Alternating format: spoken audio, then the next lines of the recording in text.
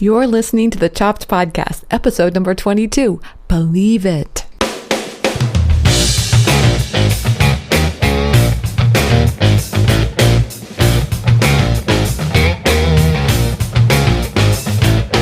Hey everyone, I'm Marley of the blog Namely Marley. Thanks for joining me today for the 22nd episode of the Chopped Podcast. This is the podcast designed for people just like you, bloggers who love food. Each week I'm sharing interviews, thoughts, stories, everything related to food blogging so we can all learn together what works with food blogging and even a little bit about what doesn't. Today's guest is Cara Reed of the site Fork and Beans. Cara and I are talking about finding your authentic voice on Instagram. Cara really speaks her truth in talking about not just finding your voice, but also learning to create the business of your dreams. I'm so excited. I can't wait to share it with you guys. As I was preparing to talk with you today about this podcast episode, I took a walk and I was just listening to an audiobook, and the book I was listening to was Essentialism by Greg, I can't say this last name, I'm going to guess, Greg McKeown. I was so taken by how similar the theme of this book was with my discussion with Cara. It's like, do you ever wonder, everything in the universe is pointing you towards a certain direction? Anyway, Cara is preaching that you follow your passion and do what you love, and that's the same thing that Greg is saying in his book. In fact, here's a quote from the book, which I really love. When we don't purposefully and deliberately choose where to focus our energies and time, other people, our bosses, our colleagues, our clients, and even our families will choose for us. And before long, we'll have lost sight of everything that is meaningful and important. Wow, that's powerful, isn't it? He quotes a nurse who cared for people in the last few weeks of their lives. At the top of their list, I wish I'd had the courage to live a life true to myself, not the life others expected of me. Ooh, that just gives me chills. I love it. So it's true that, we may be parents and our lives are dictated by that. And maybe we're spouses and our lives are somewhat dictated by that as well. And maybe we're employees and, got bosses and things like that kind of control some of our time.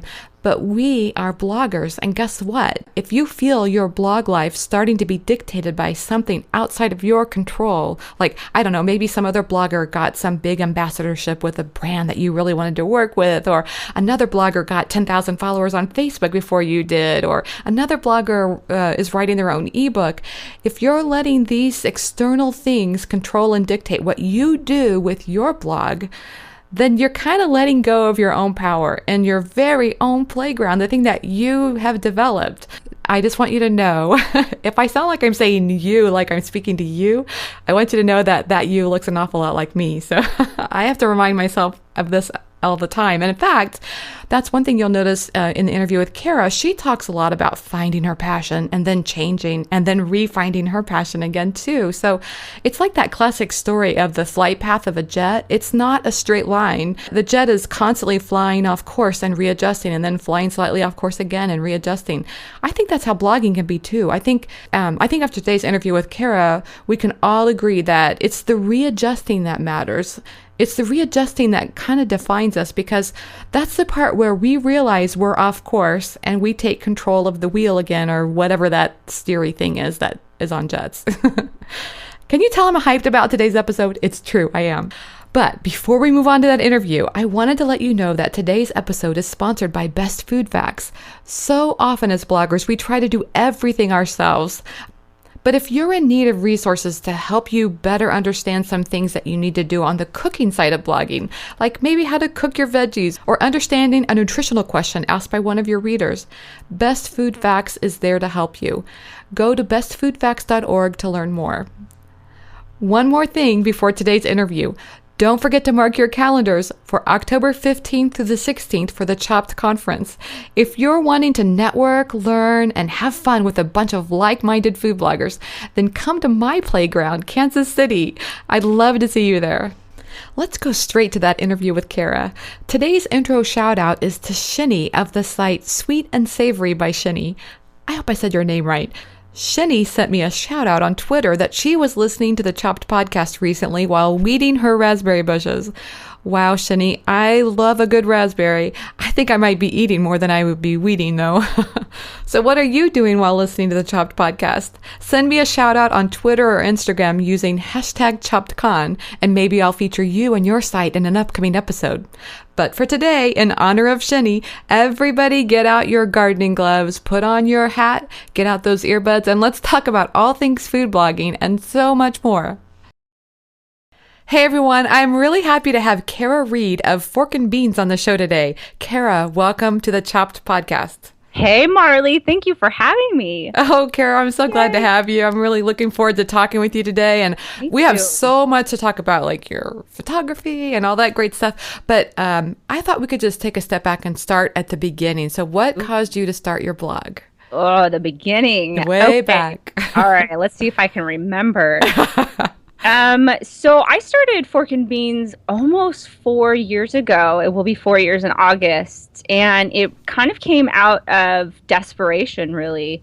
I was just diagnosed with a few food allergies. And I remember trying to bake in the kitchen and having the biggest fits ever. And I'm not even exaggerating. I'm talking throwing food across the room. Literal fits. Yes, sobbing on the floor, just unable to figure it out. And at the time, too, there weren't a lot of people who were baking without eggs, dairy, and gluten. So I had a really hard time trying to find good recipes and trying to connect with people. And the thought hit me, if I'm having this issue, then there's got to be lots of other people having the same kind of troubles. So, you know what? I'm going to start a food blog, and I'm going to make it a community where people can come and learn, even though I had no idea what the heck I was doing. It was all just me figuring it out within the first year of Fork and Beans. And it just became something that I found I was good at.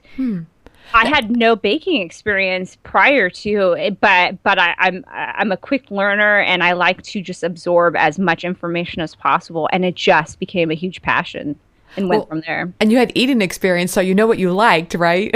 Exactly. And I really played around with doing like childhood favorites in the beginning of Fork and Beans, and it actually just kind of has maintained with that theme. But I was a huge junk food lover, and I thought if I could make junk food into something that was gluten-free and without eggs and dairy, and it still tasted great and had a little bit of a healthy kick, then I'm on my way. You and I are in the same boat then, because, my site is vegan and your site is really allergy friendly. So yeah. I think people make this assumption that it's automatically healthy. Oh, 100%. I can't tell you how many times I've seen people say, oh, this is a really great healthy blog. And I'm like, I have a lot of sugar in my recipes. So sometimes it's healthy. Yeah. Sometimes, but I can't be associated with being healthy, because then people are going to get to the site and go, what the heck is this? She just used like 8 pounds of sugar in the cookies. So, yeah. But it tastes really good. It does. It does. I know. Sugar's so good. I know. I can't deny it. Exactly. Well, that's really cool. I think maybe people connect with you really well because you don't have this culinary background. You come from just this everyday person perspective of how do I make this and how do I make it allergen friendly. It's like the weight loss stories, right? Yeah. If I can do it, you can too. But it's true. I don't have any kind of training professionally. And so you can relate to that, because if you do box mixes and make your brownies from that, that's what I used to do too. So it adds a little more hope to my readers that, okay, this is overwhelming, it's hard, but I can do this, especially if Cara can do this. Well, and I promise everybody, we're not going to spend the whole thing our whole episode today talking about, food allergies and things like that. But I did want to point out that I read your About page and I saw the things that you listed, and I suffered from a lot of those same things. And I just think it's important to point out that just paying attention to your diet really does make a huge difference. You're absolutely right. For the majority of my life, I looked like I was 6 months pregnant. I was bloated. I had a ton of digestive issues, Yeah. and I accepted that as, well, this is just the way you're supposed to be, right? I Mm-hmm. mean, I just was made special Yes. until it got so out of hand that I realized, oh, this is not normal, and I need to pay attention to what I'm putting into my body. Otherwise, I'm in deep trouble. So it is extremely important to pay attention to that. And it's made a difference and you feel great now? Night and day difference. Isn't that I'm, amazing? I'm human, and I Oh, still, yeah. I still eat the things I know I'm not supposed to at times, but I have more of a balance in my life nowadays. So yes, it's much better, much better. Okay, so you know what I have to ask you next, and that is, where did you come up with the name Fork and Beans? Because I love that. Well, I'm so glad you like it. I hated it when I first named myself. Really? Yeah, I don't know. I mean, it was one of those things where I was spending weeks trying to brainstorm Yeah. ideas. You know how it is. Uh-huh. And I wanted to play on words. And I kind of got stuck with it. And I thought, well, I'll just go along with it. I can change it. But then I kept getting the response of, oh, I love your name. So it ended up growing on me to now I love it. So, because it's just me. So there really isn't much magic to the recipe of it, but it just kind of came. Except the domain name was available and Exactly. No, that's so important too. no, it's hard. I feel really bad for people who are starting a food blog nowadays because your choices are so limited. Right. I mean, 4 years ago it was limited, and now even more so. Yeah, I see a lot of people who will do something like a tasty kitchen blog, or they have to add a word behind it. Yes, exactly. And No, really, if you have to do that, it kind of gets difficult to brand it at some point, or to distinguish it. But no, yeah. absolutely. I love Fork and Beans. It's really cute. Thank you. Oh, thank you. Thanks. But so you started out as an allergen friendly. In other words, you didn't already have this branding as this kind of site and have to change it. You started it out that way. For the most part, yeah. I actually got into the vegan world to start off with because I did Vegan Mofo. Oh, yeah. And for anyone who doesn't know what that is, it's just a blogging event, month-long blogging event where for 30 days you're talking about vegan food. Or creating recipes or whatever it is. Mm-hmm. And I'm not a vegan, but at the time I was really getting into vegetarianism, adding more plants to my diet because it was so poor up to that point. Right. And with my weird aversion to eggs, I kind of just randomly ended up being a vegan baker. Yeah. And so I see. Right. You're not putting like bacon in your cupcakes or whatever. Right, yeah. Right. But it just ended up that way. And so I found a community of people within the vegan community. And so I've had to alter it a little bit in the past year because of the fact that I'm not a vegan. So I really wanted to place myself with the allergen friendly world. But other than that, yeah, it has been that since the get-go. Yeah, that's cool. It's kind of, helps you, it helps the branding to grow over time, I think. But like you say, every branding requires a little bit of tweaks here and there. So that's kind of cool. Every day. Yeah. Every day, yes. So what's one of your favorite parts about blogging that you found so far?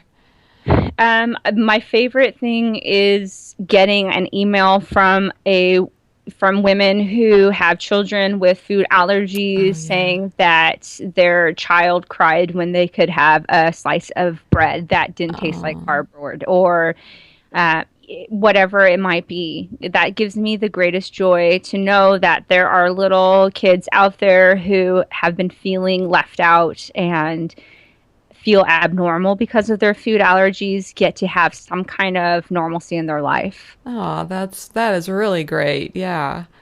It's very rewarding. It's extremely rewarding, and it keeps me going. Because we all know what it's like for kids at the lunchroom to sit and have Sure. to look at everybody else eating this, and you can't have it. Yeah. I can't even. No, I'll start. I seriously will start crying. I have a memory of my niece Oh, at a birthday party. She's deathly ill. I mean, allergic to eggs, nuts, dairy. And they had pizza at this party, and she sat there and she kind of gave me this look of, well, what am I supposed to eat? Because they didn't have anything for her, and my heart just broke for her, and it was so unfair to me that a kid would have to experience that. So, like, I ran out and got her something to eat so she could feel a part of the party. But from that moment forward, it was my mission. No kid will ever feel like this. I will make a recipe for everything they could possibly imagine. yes. So they don't ever have to experience that. Oh, I love that. Okay, so is there anything that you've discovered about blogging that's not your favorite thing? I have that you can talk about. Yeah. My brother gave me a pad of paper with a picture of a woman on it saying, "I'm sorry, I don't recall this recipe asking for your opinion." Which I think is like the best I love that thing ever. I think it's just when people feel like they have a place in saying whatever they possibly want. Yeah. To you in regards to a recipe. When you bake allergen friendly, it's very hard. Yeah. It's a huge learning curve, and if you have a mistake or a failed recipe, sometimes people feel like they can just attack you and say whatever they want, when there's a logical explanation of why it doesn't work out. And if you just have a little patience, you can you can work it out. So I think that can be tiring. Yeah. And then just you have to wear many hats as a food blogger, and that can get really hard too. I completely agree with that one. Yeah. So it's hard to it's not always easy to go back and forth between those hats, It's it's a huge learning curve. Yeah. So true.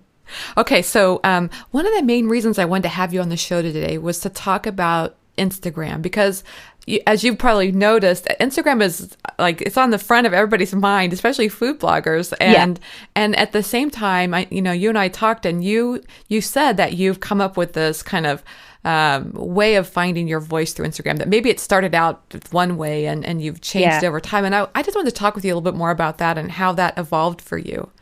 Awesome. Okay.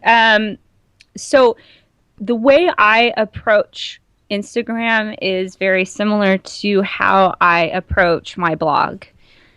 I have to be very methodical about that. And there had to be a transition for me in this past year from treating my site like it's a blog and that I'm a blogger to a business. And the way that I went about that is having to sit down and ask myself 3 questions that are very, very easy and simple in thought and philosophy, but actually sitting down and answering those questions is very difficult. And once I answered those, it was really easy then to figure out what my voice was and how to translate it into social media. And the first one was basically, what are my strengths? What am I good at? What makes me happy? And for me, it was realizing that I am not a food photographer. I'm not a food stylist. I can fake it to a certain degree, but I don't enjoy it because it's very it's not something I'm necessarily good at, so I have to work really hard, and I feel like it takes the energy away from what I am really good at. So I had to resolve the fact that basic is the best for me. White background, period. That's it. And just the food. So because what I'm good at is not so much doing flavor combos, but taking that flavor combo, if you will, and making it into a dog, or taking pancakes and turning them into monsters. So I had to figure out what it was that made me happy and I was good at, and write that down. And then I had to figure out what my mission is. What is my goal with Fork and Beans? My goal is to prove to people who have food allergies that you can still be creative with it. So you figure out what your message is, and then who's my ideal audience. And for me, I have a very specific targeted person, even down to her name. It's Barbara. Barbara. Barbara's 39 years old. She has 2 kids, and she just found out that they were diagnosed with food allergies, and she has no idea where to start. Having your ideal person in your head really makes it easier to figure out what your voice is. Because when you get those negative comments, 9.9 times out of 10, it's not your ideal audience who's criticizing you. So it's easier to go, you know what? Thanks for whatever you have to say, but I can move on from that because you aren't the reason why I have this blog. Barbara's the reason why I have this blog, and I can guarantee you that she's grateful for every little piece of, information that I give her. So once I answered those 3 things, it made Instagram, strangely enough, so much easier for me to figure out, because I had no idea what I was doing on Instagram in the beginning. Yeah, I know the feeling. I had to have my 15-year-old niece set up my account and start posting for me, because I'm like, I think I'm supposed to have it. I don't know. But I don't know how to do it. So you seem to be pretty good at it. So why don't you help me out with it? I'm supposed to shoot pictures of my coffee, right? Yes.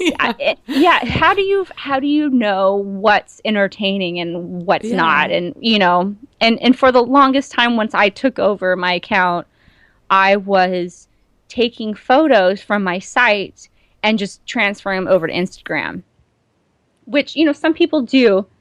But my photos were so edited, you could tell, you could just tell it. I was taking my photo from my site onto Instagram, and it just wasn't translating well at all. So once I figured out what my message was, it's to make people happy with food that happens to be allergen friendly. It was really easy for me to then just create this new world on Instagram where I was making fun creations with my food, and people were responding to it in a really good way. So it just kind of happened from that way. Well, I think it's really cool to hear you say that, because now I really get your Instagram account too. I mean, it's, as you're somebody looking in, you can kind of go, she's just being kind of crazy and fun and coming up with these different ideas. But now I almost feel like, okay, you're like, just go with me for a minute, Cara. Yeah, okay. You're the opposite of Sesame Street. You know how Sesame Street, they cater to the kids, but there's all this kind of humor going along that's really more catered to the adults, so that, the adult that's stuck listening to it kind of gets to chuckle along with the kid. Yes. You are kind of like that, because I feel like you're targeting Barbara, but you're also, those kids are going to see those pictures and be like, Mom, I want you to make that. Exactly. I want a dinosaur on a cake bomb. Absolutely. You hit it right on the head right there. Yes, that's exactly what I want to do. And I want to bring out that inner child in everybody too. That the great thing about my message is that it can be universal to a certain degree, because you can smile at the idea of a Rice Krispie treat in the shape of Frankenstein, but it doesn't mean you have to make it, but it can. I just want to put smiles on people's faces. Well, you mission accomplished, because I'm always smiling when I'm on your Instagram account. It's just so creative and just fun. Thank you. Yeah, it's very cool. And I'm glad to hear that by doing that, then you found your audience. Yes. Yes, exactly. It was an interesting change to when I figured out my voice, which really started during Halloween. So if anybody knows me and knows Fork and Beans, you know that I'm obsessed with that holiday. It's a fun one. It's the best. I don't know what it is. It brings out so much creativity in me more than any other holiday. But when it was, Halloween last year is when I started figuring out my voice. Really? In 2014? Yes. Wow. Because I've only been on Instagram for a year and a half. Wow. And it was probably, 6 months into it where a girl that I was working with, hey, Kat Marcello, she was doing some design work for me, and she had the guts to say to me, which I just adore and appreciate. She said, "Cara, you really need to fix your Instagram." Oh. She's like, you need to figure out what your voice is. And I knew she was right, but it frustrated me because I didn't know how to go about it. Yeah. But thankfully, it was around Halloween where, that's where my creativity came out. And I started having just fun with it. Because let's go back to that first question that I have to ask myself. What am I good at? Right. I know that I'm not a photographer, so I'm not going to compete with these amazing photographs on Instagram. So I'm going to make it me. And the sooner I become me and true to my voice, the sooner that I have found my voice on social media. So it gave me this playground to explore my creativity. Instagram changed my life. It's so bizarre because it gave me my voice back on Fork and Beans too. I realized this is what I'm good at. I have been branching out, trying to create recipes, which are great, just different dinner ideas. But this is what I love. This is what I started doing. This is what I loved doing. Why did I branch away from it? So it brought me right back into it. And I'm so much more fulfilled because of it. Wow, that's a great success story about using a social media platform then. Who knew, right? Who knew, yeah. But it sounds like it gave you the playground that you needed to experiment in. Yes, it really did. And Instagram's forgiving too. You can post whatever and people are still supportive and awesome. This looks great. It's wonderful like that. So were you a little nervous the first time you posted something kind of original and kooky? No, it felt right. It felt like I felt less nervous than I did posting a picture of what I ate for lunch. You know what I mean? Yeah, exactly. Because that's not me. Right. I still will post certain things like that, but I'm a very private person. Yeah. And what I do in my daily life, I don't like necessarily putting it out there. Right. Unless it's more methodical. So it's, it just didn't feel right to me. I didn't feel like I was being authentic prior to it. So I am a chronic people pleaser, and I know there's a lot of people, a lot of us out there. Don't you think it feels a little like there's an added barrier to finding your authenticity when you have that? Because it's hard to know, what do I really like? What advice do you have for people like that? Oh my gosh. That's a loaded question. Yes. Okay. If you make that transition from being a blogger to a business owner, you will find that it's so much easier to find your voice and be true to it. I don't know if this is necessarily accurate, but according to my brain, it is. So we'll just agree to it. Let's go with that. Okay. So being a blogger, I believe that we focus on certain things. We focus on traffic, how many page views we get, how many likes we got on our Instagram photo, how many shares we got on Facebook. And that's kind of like the end-all, be-all to blogging. And we feel more validated the higher the number is. There has to be a change in you if you want your site to be a success, and I'm not saying like you're getting millions of page views, you have to take that out of the calculation because it's not about that. You have to make the switch of turning off the blogger and turning on the business person in you. And when you do that and you ask those 3 questions, what am I good at? What's my message? Who's my ideal audience? Then finding your voice is so much easier. I started pursuing Fork and Beans a year and a half ago as a business. And it was the first year where I spent wrestling with myself and having this dark night of the soul. Because us as bloggers, I just find it every single time I turn around and meet a new person who has a blog. We are people pleasers and we are so hard on ourselves and we compare at all times. And if you can deal with some of those issues and realize that if you get 10,000 followers on Facebook, that's not going to make you happy. If you get recognition from whatever platform you've been dying to have recognize you, that's not going to make you happy. You have to make yourself happy first. And that comes with believing that you're successful. And that comes with believing that you can do this and that you deserve the ability to pursue this as a business. That's where it starts. It's all in the head. It's all in the mind. And again, if you can make that switch, then you will find that everything becomes easier. Cara, that's just beautiful. Okay, we'll stop the interview now. Okay, all right, see you guys later. Bye. I mean, it's so strange because I've actually been thinking about those things myself because I think I've got my business hat on because I'm paying attention to these numbers.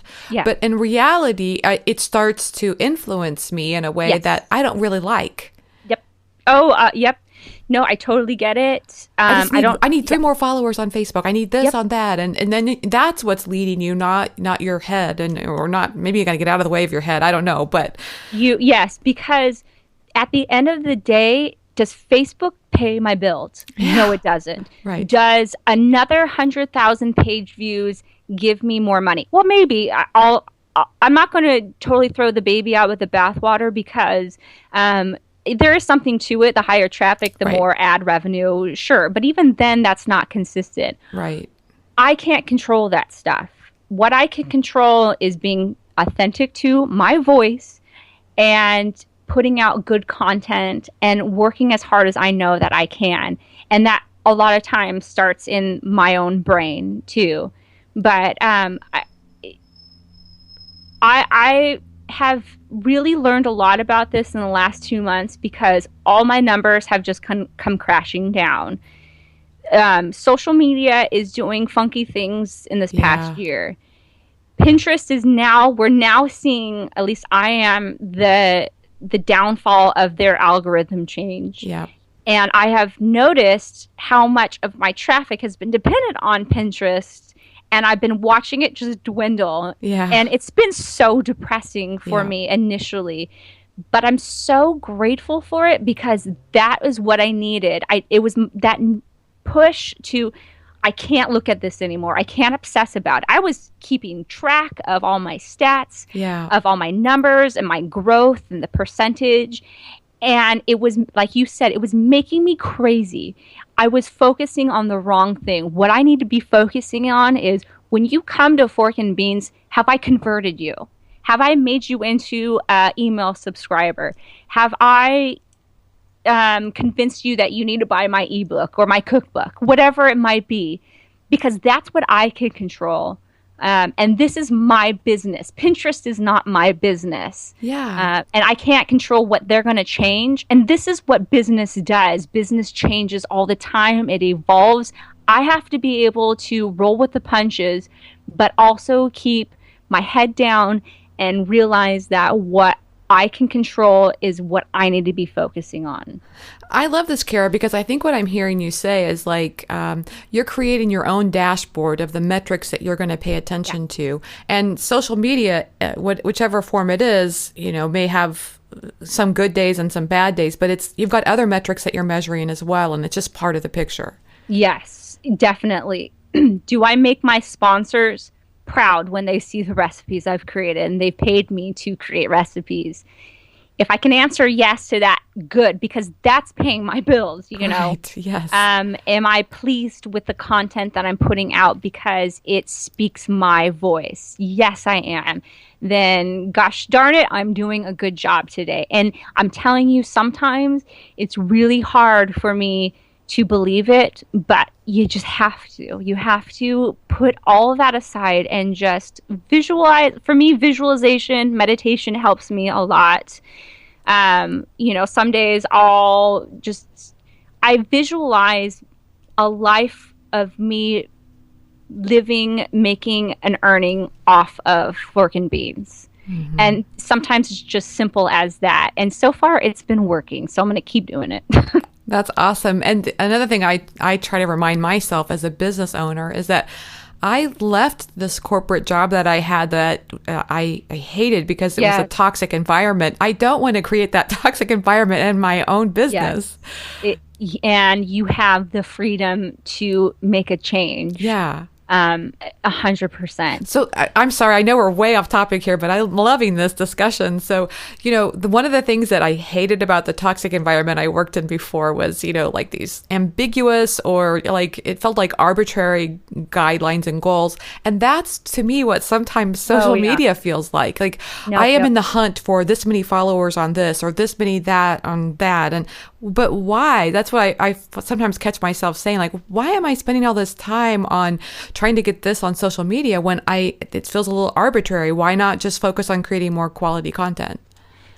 And I think there is good in social media because, like, let's take Instagram, for example. Instagram isn't a high traffic drawer to your site, but what it does, it establishes you as a brand and kind of gives you that stamp of this is what I do.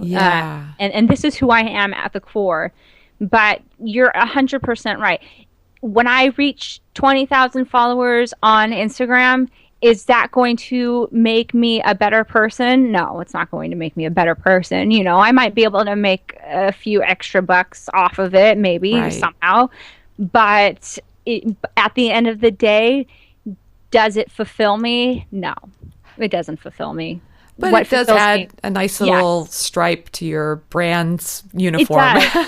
It does. And that's why I don't want to discredit social media, because brands do look at your stats and go, oh, okay, I see now you're worth X amount of dollars because of how many followers you do have. And to a certain extent, it says I'm doing something right. I'm connecting with people because they want to follow me. Unless you're paying for it, you know, that you're paying the right price for it. But that's why, it just needs to be kept in check. It needs to be balanced nicely. That's a good point. And I think the other thing is engagement. And since you are following your true voice, it seems like, I mean, I've seen some accounts that have a lot of followers, but not so much engagement on their posts. And you have both because you've got this authentic thing going on. Yes, exactly. And a lot of times when people have a lot of followers and not a lot of engagement, it just means they've bought their followers too. And good for you. You know, I have no qualms with that. Do whatever you want. But it's very meaningful for me to be able to connect with my readers. And I feel like Instagram has become a replacement for Facebook, because Facebook used to be that. Now Facebook is just kind of just something you do. You know, it's like, I got to promote myself. All right, here we go. But so Instagram still has that pizzazz of, that's so nice to hear from you. Yeah. Yeah. And I do want to clarify, I'm not trying to say you shouldn't be involved in social media, but I think you have to put yourself out there, but at the same time, you just have to balance it with everything else that you've got going on. Yes, exactly. I think that's the grand scheme of life is to learn how to have moderation in all things, whether it's the amount of sugar you eat or the amount of pressure you put on yourself in social media. Yeah.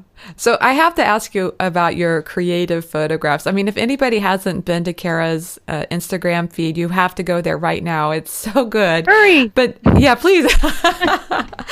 But, you know, like you have cut out fruit pieces that say cute sayings to dinosaurs on cake pops. Where do you come up with these ideas?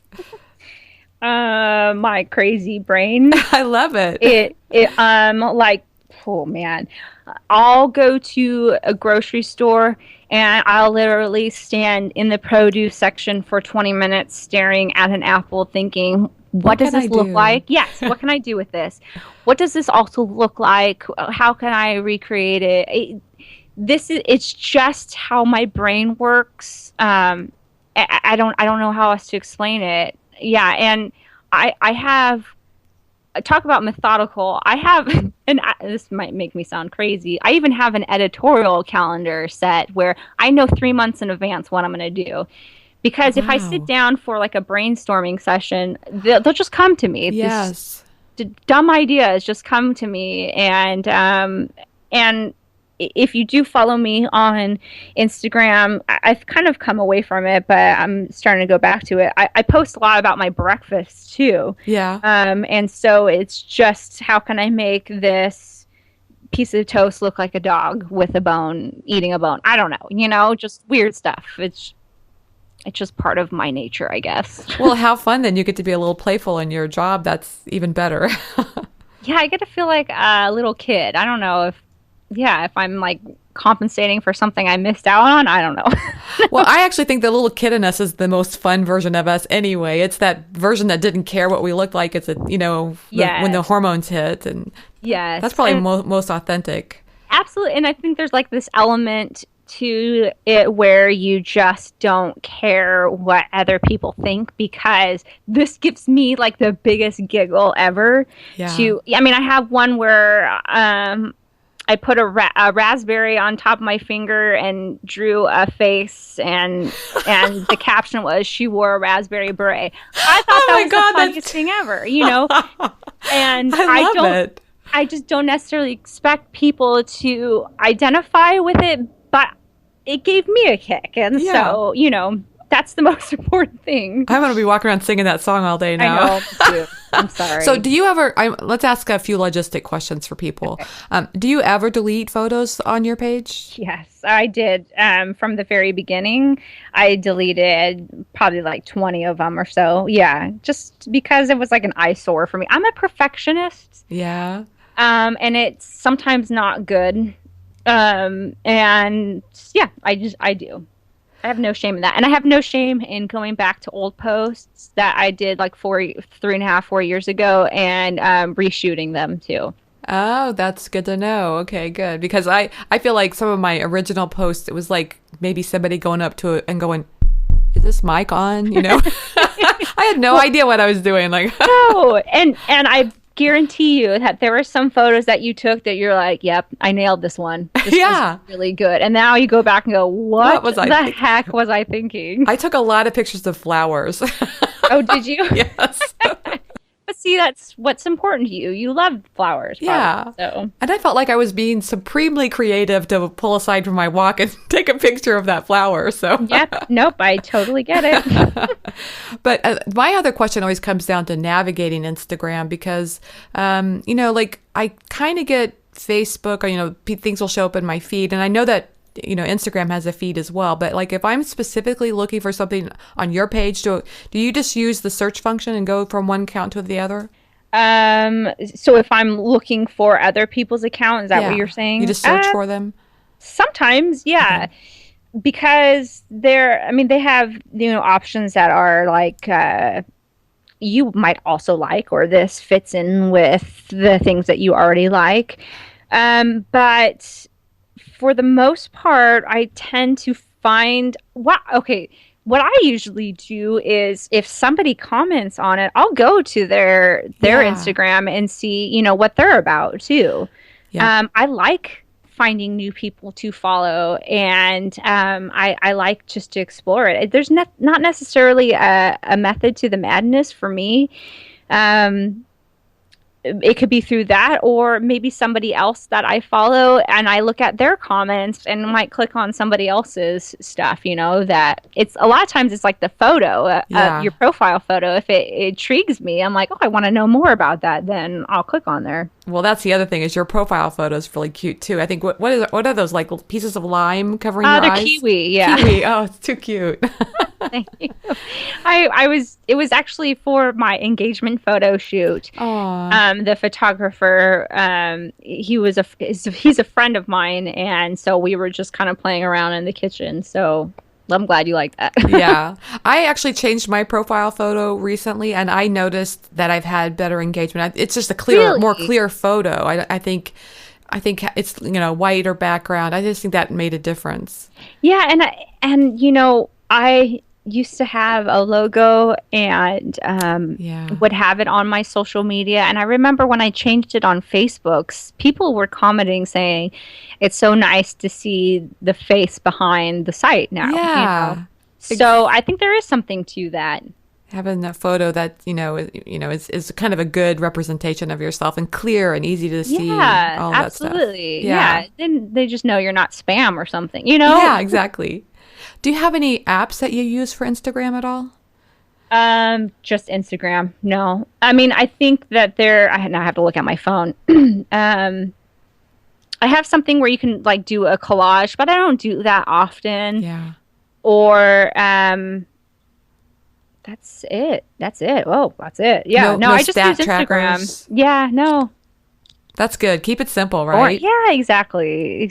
I again, like photography and all the editing, it's not my thing. So maybe they could be better, but I usually go with that. That's good enough. I love your photos, and I think maybe because the food is front and center. It's very clean, and I just love that. Yes, it's less stress for me, so I'm glad to hear that. Okay, good. I'm very drawn to that style, really. I think they call it high key, where it's a really white and bright. I love that style. High key? That's what my husband calls that. Oh, high I like key. that. Yeah, all right. That's He's knowledgeable. Photography language there. That's good to know. I'm going to add that to my repertoire. Because we want to sound the part. I know. I'm high key. I'm a high key photographer. I'm going to start telling that to people. Okay, good. And then think of me. Yeah, exactly. So what's the number one tip you have for helping other food bloggers who may be, new and starting out on their blog? Find a community of people. That's just so important next to figuring out what your voice is. But find a group of like-minded people and just start really just forming that connection, comment on their stuff, foster a relationship with them, because blogging should not be about competition in the nasty sense. Sometimes the competition is good because you're like, oh, so-and-so is doing this. That makes me step up my game. Right. But we're not, this isn't a popularity contest. And we should spend more time lifting each other up and being encouraging and loving towards one another than anything. Oh, I just love that. That's really, I think that's so true. Like the rising tide lifts all ships, or whatever we can do to help each other, we help ourselves. Absolutely, because you can't do this alone. Oh, you know, you need other people, and just because Marley's successful in what she does doesn't mean that there isn't room for Cara to be successful in what I do. You know what I mean? Like, there's somebody gave me the quote of when you're starting to feel like you're comparing yourself to other people and getting down on their successes, it's because you have this deep belief that there is not an abundance in the universe. Wow. And so that's an opportunity, an invitation for you to change that and to see that God, the universe, whatever it might be to you, is in abundance and is willing to give all of us what we want. And so I don't need to be jealous at X, Y, and Z because they have something that I want, because that should be proof to me that I can do that too because they're doing it. Yes. And there's room for me, you know? Right. You just step up to the stage and let her rip. Yeah. Absolutely. I love that. Oh my gosh. That is such a great note. I'm going to have to end it on that. And so let's talk really quickly. What's coming up next for you? Anything that you can share? Oh, not much. I'm just getting married in September. That's all. I'm so excited for you. I'm super excited too. It's been, I've planned this wedding in a month. And so I'm like ready to pull my hair out. It was a really quick engagement, but it's worth it. I'm so excited. It's going to be a destination wedding up in the central coast of California, and I'm just counting down the days. I bet it's going to be so fun. Oh, yeah. I can't wait. Oh, I can't wait to see pictures and all those great things. Yeah, I've been following. I'll be an emotional mess the entire time. I guarantee you. Every picture I'll be crying. I'll be good. Tears of happiness. Oh, 100%. Yeah. Okay, a few quick and fun questions here at the end of the interview. What is one food item you can't live without? Can I say salt? You can say salt. That's right. I love salt more than sugar. If I had to choose between a cookie or potato chips, I'm going to choose potato chips. Wow. Salt. And so I got to ask this question because there's a member of my family that will put salt on before she even tastes it. Do you? Yep. That's you? Okay. In fact, my fiance has now just gotten used to the fact that every dinner he'll put salt on the table because he just knows that's it's not even like a ton of it. My mom, sorry mom to out you, but she just puts just a crap ton of salt on everything. So it's genetic. And yes, but me, I like to put a little pinch because it brings out the flavor. That's what Any I like particular salt you like best? Just like a sea salt. Yeah. No, I'm not judgmental on my salts. I accept all. I love it. That's great. Okay, so what's the favorite app on your phone? Oh, I should say Instagram because that fits, but it would have to be Waze. What is that? Waze. It is the greatest app for finding quicker routes to get home or to wherever you're going. Cool. And for somebody who lives in LA, it's such a lifesaver. And it'll take me through the cut, and I'm like, where in the world am I? But I trust that Waze has my back and is going to get me there 10 minutes earlier. So it's great. Does it take traffic into account too? 100%. And it'll tell you if there's like something in the road, if there's a cop nearby, if there's a camera. What's a light? You know, yes. You know what I'm saying? Okay. I do. I translated. Yeah. Okay, thank you. Thank you. I speak Cara. Thank God there's somebody. Okay. Okay, cool. I love that app. I'm going to have to check that out because I'm always thinking like, what is the best way to get from here to there? It's going to change your life, Marley. Ooh, cool. And plus then you get to see the road less traveled too. Exactly. See? Nice. Okay. Do you have any time for TV at all? And what's your favorite show? Right now, I'm a little obsessed with Dateline, and I love the murder mystery. I don't know why that is, but I like I love puzzles. I love figuring things out. I love body language and seeing who's lying, and Me too. like trying to. Yeah, I love that. So Dateline, I'm kind of been obsessed with. But what has my heart is Game of Thrones. All the way, huh? Do you watch it? I haven't. I probably should, but I haven't watched it so far. Look, I'm not a medieval person or whatever time frame but it's the best show ever. Really? Yes, it's so good. Okay, it's going to go on my queue. Do it. I'm going to have to watch it. Do it. Cool. Okay, so this is a strange one. What's your favorite condiment on a sandwich? Ooh. Does avocado count? Absolutely. Okay. Yeah, because I like to use that as like a cheese replacer or, mayo. Just avocado and smash it up just a little bit. And put a little salt on it. Duh. Yeah, of course. I bring out the flavor. I love it. Oh, I'm going to have to try that on my next sandwich. I can't wait. So, Cara, how can people find you online? You can find me at forkandbeans.com. You can just any kind of social media, it's Fork and Beans. You can also find me on YouTube. Ooh, I'm just starting out more video series on how I make things. And I believe that it's Cara Reed. Yes. But you can even go on my site and it will have a tab at the top menu for video tutorials, and it will lead you right to my YouTube. Videos, that's a whole other discussion. Oh, Lordy. Yeah. Mine's very, very humble. I use my iPod Touch at this point, so and cheesy iTunes music or whatever. It does a trick. But it's fun to see, how I make certain things. I love it. Cara, thanks so much for taking the time to talk with me today. I've had a great time. Oh my gosh, I had a blast, Marley. I just adore you. Thank you so much. Thanks to Cara Reed for being my guest on today's episode of the Chopped Podcast. If you were out running around and couldn't write down something important, don't worry, we took the notes for you.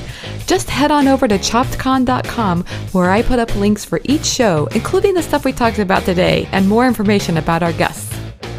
Guess what? The Chopped Podcast is now on Stitcher. So if you're loving the Chopped Podcast, you can head on over to iTunes or Stitcher to leave a review. It would make my day. Today's episode was sponsored by Best Food Facts. Head over to bestfoodfacts.org to learn more about all things food. You inspire me, so I hope today's show is helpful and inspirational to you as well. Thanks so much for listening, and have a great week.